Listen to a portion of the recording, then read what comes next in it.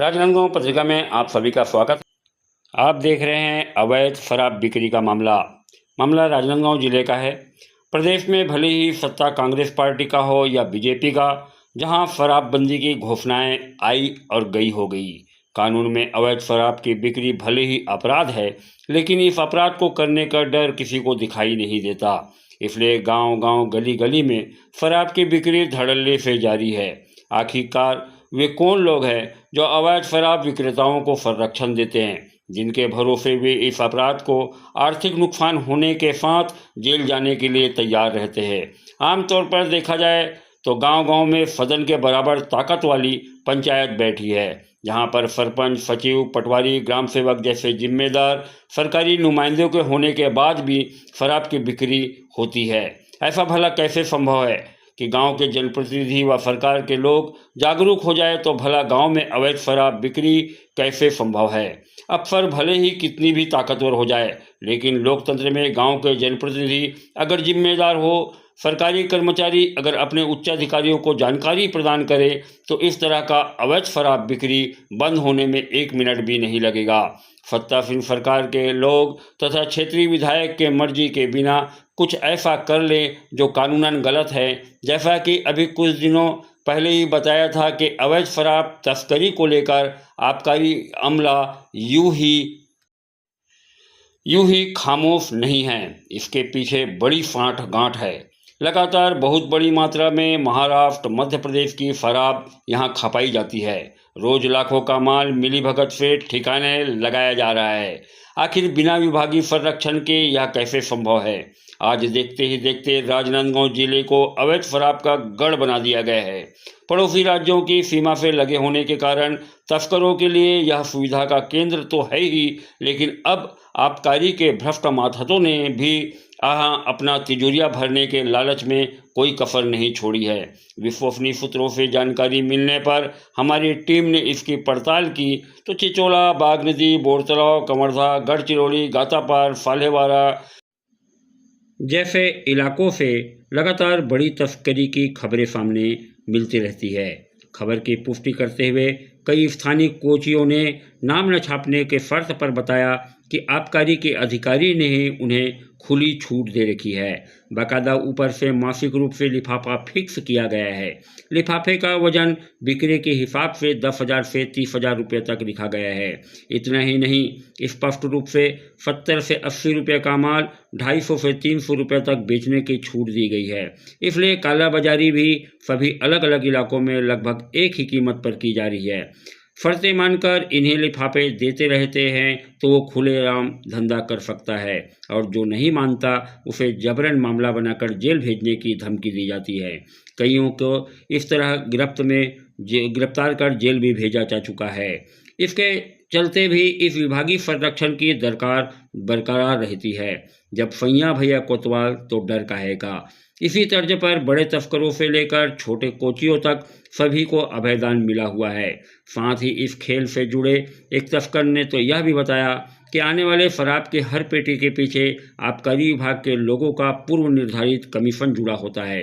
Border पार करने से लेकर सरकारी माल को बेचने के लिए पहले ही गाड़ी का नंबर लिखवा दिया जाता है, ताकि पूरी गारंटी के साथ जो अवैध शराब जगह तक पहुंच सके। यानी पूरी गारंटी के साथ उन्हें निर्भीक होकर यहाँ वहाँ कहीं भी ले जाने के लिए आश्वस्त भी किया जाता है। इन संभावनाओं को नज़रअंदाज नहीं किया जा सकता, क्योंकि सारी जानकारी पहले ही साझा की जा चुकी होती है। इस खेल में कई कोचियों की जुबान से अधिकारी का कई बार नाम सामने आ चुका है।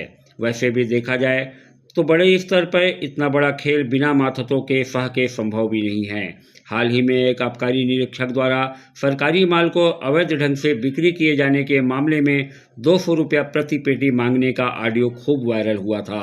बावजूद विभाग ने क्या किया, आज तक कोई भी कार्यवाही संभव नहीं हो पाया है। इसका मतलब साफ है, सरकारी नुमाइंदे से लेकर आबकारी विभाग इस धंधे में, अवैध धंधे में पूरी तरह लिप्त है।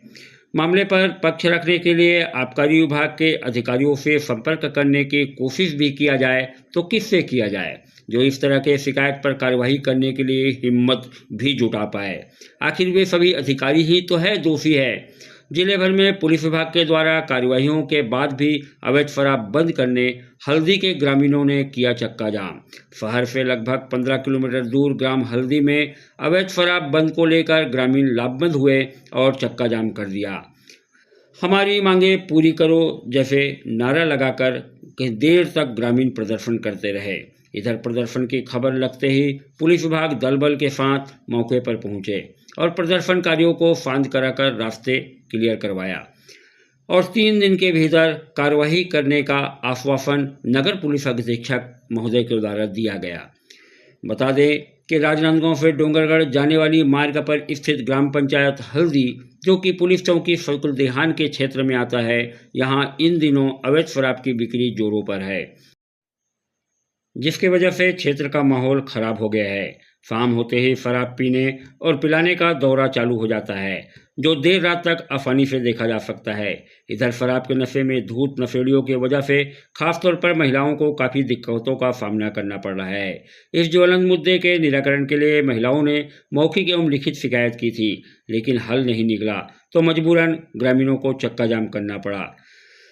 इस मामले में नगर पुलिस अधीक्षक पुष्पेंद्र नायक ने 3 दिन के अंदर कार्रवाई करने का आश्वासन दिया है।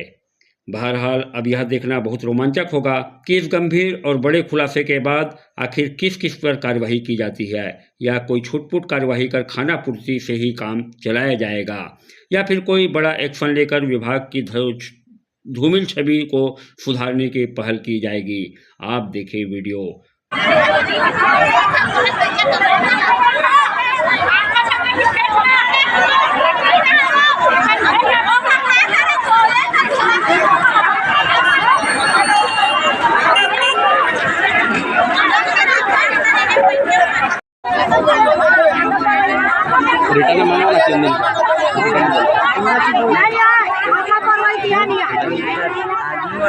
सर, गांव के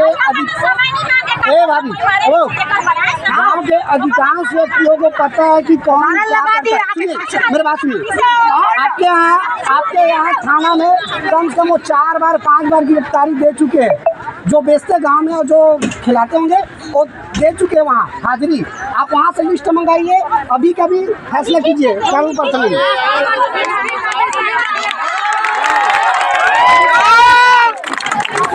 क्या सर 2 दिन क्या मतलब नहीं, ठीक है ना सर, आप नोटिस जारी कर दिया, लिखित में दे दीजिए, 3 दिन के अंदर मैं कर दूंगा। कर मुंह के सामने कैमरे के सामने तो बोल रहे हूँ जी सर, नहीं ठीक है सर, लेकिन अभी तक एक्शन नहीं हुआ सर। अब आज लास्ट नहीं हो रहा है, तुमको समझदार व्यक्ति हो, आप इनको बताइए कैसे करोगे। 3 दिन के टाइम मांगा सर, आप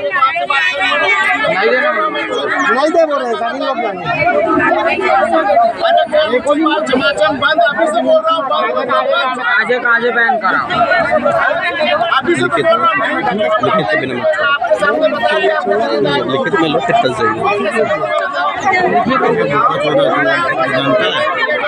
मीडिया के सामने कैमरे में ऑलरेडी क्या रोड में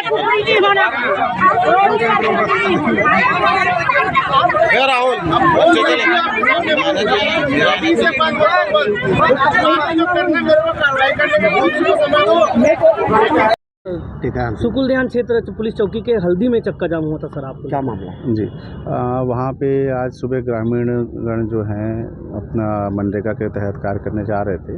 वहाँ पे कुछ असामाजिक तत्वों द्वारा वहाँ पे शराब का सेवन करके डिस्पोजल और बोतल वगैरह छोड़ दिया गया था, जिसको लेके ग्रामीणों का रोष था। और उनका ये भी आरोप था कि इस गाँव में दारू की बिक्री बढ़ गई है और इस पर रोक लगाई जाए, और छुटपुट सट्टे की शिकायत थी, उस पर रोक लगाई जाए। इनको लेके ग्रामीणों का उन्होंने आज आक्रोश बाहर आया। उनको जाके हमने समझाइश दी है और आश्वासन दिया है कि बिल्कुल आपका गांव हमारा शराब और सट्टा से मुक्त हो जाएगा। गांव में 2 गुटों को लेकर शराब, कुछ ऐसी बातें तो हमें भी संज्ञान में आई हैं कि दोनों सरपंचों के बीच का कुछ ऐसा विवाद है, लेकिन उस विषय पे अभी क्लैरिटी नहीं है। फिर भी हम जो भी गलत गतिविधियां होंगी, वैधानिक गतिविधियां होंगी, उस पर हम सख्ती से नियंत्रण करेंगे। और हमने आश्वासन दिया है कि किसी भी तरह की चीज़ों को बढ़ावा नहीं दिया जाएगा। 3 दिन का आश्वासन दिया था? जी बिल्कुल, 3 दिन का हमने आश्वासन दिया है और निश्चित तौर पर इस पर हम कार्रवाई करके दिखाएंगे। Thank you.